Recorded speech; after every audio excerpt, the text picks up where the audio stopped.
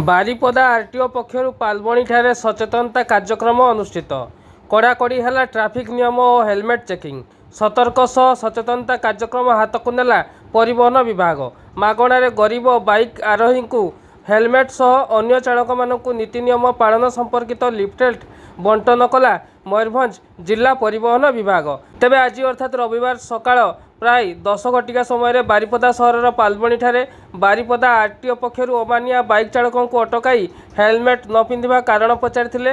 तेबे बाइक चालना समय नियम मानिबा पई सचेतन करथिले एवं किछि हेलमेट मध्य बंटन करथिले। एही चेकिंग विभिन्न स्थान रे 1 मास पर्यंत नियमित कराजिबो एवं तत्पश्चात नियम उल्लंघनकारी उपरे दृढ़ कार्यानुष्ठान ग्रहण कराजिबो बोली मयूरभंज परिवहन विभाग एमवीआई साल्कु मुर्मू प्रकाश करचंती।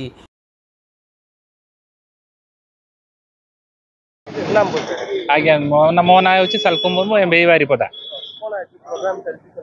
आज आज आज तो आरंभ हो प्रत्येक लोक मान जो मैंने दी जगह गाड़ी चालना कर हेलमेट दिया जो मैंने पिंधि ना सचेतन कराया मास सारा चलो एवं मास शेष है जो मैंने मानवे अमान्य करेंगे से विरोध में चालाण कर गाड़ी सीज कर डीएल सस्पेंशन कर माध्यम समस्त को अवेयरनेस कर समस्त हेलमेट पिंधतु एवं सुरक्षित यात्रा करते द्रुत गति गाड़ी चलातु नहीं रंग साइड चलातु नहीं 4 चकिया जान सीट बेल्ट पिंधतु एवं मद्यपान कर गाड़ी चलातु नहीं।